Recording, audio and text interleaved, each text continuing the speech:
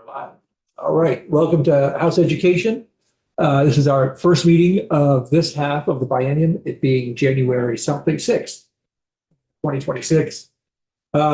Today, starting at 2, probably in a different video segment, we'll be having testimony from the Secretary of Education on developments at the Agency of Education in terms of their reorganization, their priorities for this season, etc. Just to sort of get ourselves oriented, we have significant follow-up, obviously, on Act 73. We are going to do that and do it diligently. This is going to be a hard session for us. We are going to enter it with a philosophy of everything's on the table. That's been, I think, something that everybody has said, is that let's not necessarily adhere strictly to one thing or another. We need to have all options on the table for us to discuss. A lot of eyes are going to be on us. A lot of emails are going to be coming our way. And I think everybody needs to do what they can to sort of be sensitive to the input, but also be able to tune out the noise and focus here. I'm really going to lean on all of you because this is really going to be about all of us being curious, asking questions, and solving what is some serious challenges in front of us, trying to move forward with something. I've just sort of kind of gauged the input between being on the Commission for the Future of Public Education, just getting emails, also just running into people, kind of what I'm getting from Vermonters. And it's all over the place. Just as I'm sure if you did a caucus survey of everybody in your caucus, our caucus, whatever it happened to be, everybody would be all over the place. And that's what we're going to have to kind of negotiate and navigate through. But as we have witnesses, especially those who are deeply involved, ask questions, press for answers as needed. But let's do our best to be as sort of solution focused as we can. So I think I'm pretty good at tearing down anybody's ideas. I'm not too good at the opposite of that. So we're all going to need to work on that, as I'm going to need to work on that. We're not going to get along on some things. We all know sort of the fork that is ahead of us. We have got a report that doesn't really lend itself to maps, and we've got a governor who says, "I want maps," which was sort of the original direction we were going with. Perhaps there's a third in the middle path to go. Anyway. What I will say is that nobody has directed me as to here's where we want you to go, because nobody else really knows what the best path forward is. So it's really going to be incumbent on all of us to try to help figure out what that is. We are obviously going to get significant testimony from the folks who put together the redistricting task force. That will probably lead to other testimony. We're going to have people from the AOE that may have a differing opinion. That's going to lead to more testimony. But let's really try to make it a managed free-for-all as possible. And I would have to say that, if anybody wants to sort of stop and go, well, hey, how about we do this or we look into this?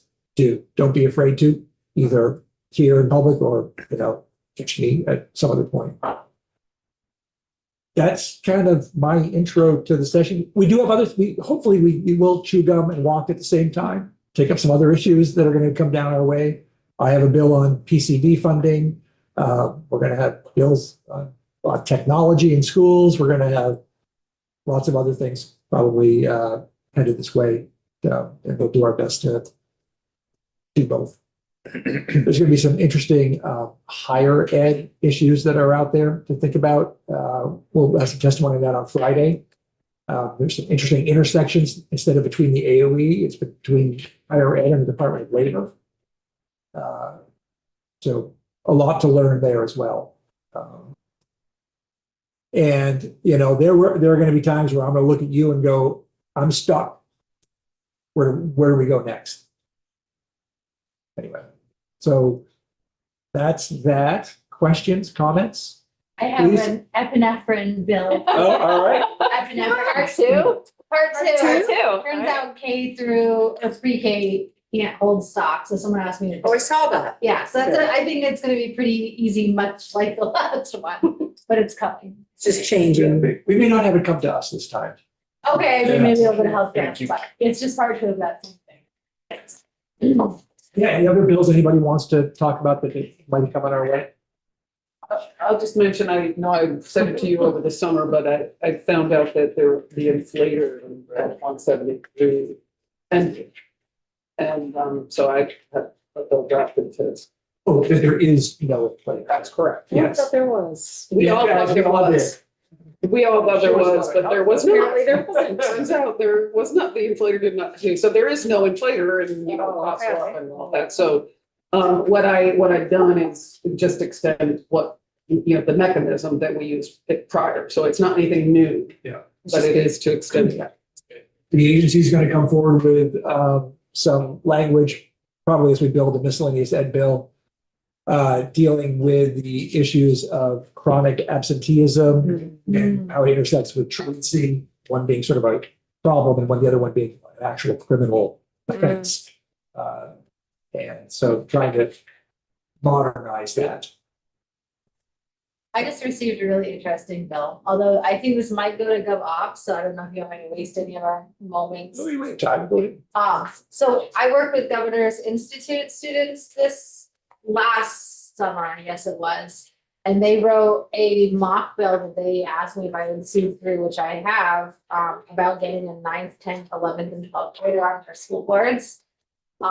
Probably it would go to GovOps, but they wrote up this bill and they're like making a push for it. And I think they're doing a lot of social media work among their own age group to kind of talk about how they're getting involved in civics. So that's just an interesting one. It might come up in this room.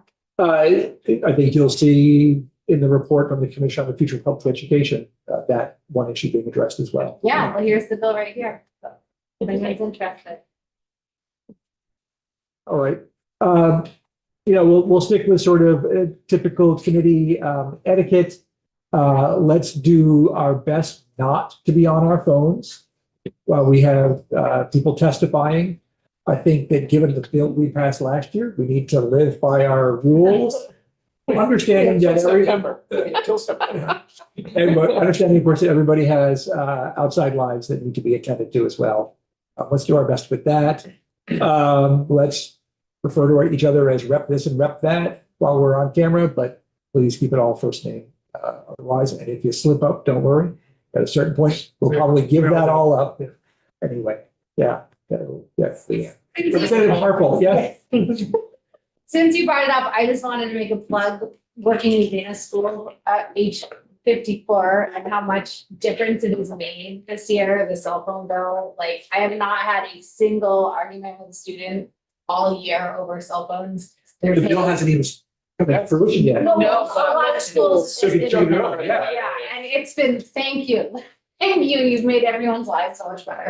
That's great. You know, I've been thinking a lot about it, just Yeah. hearing the same stuff and, you know, this big stuff is important. Yeah. But when you can make a little difference like that, Yeah. it's a big deal. Something here.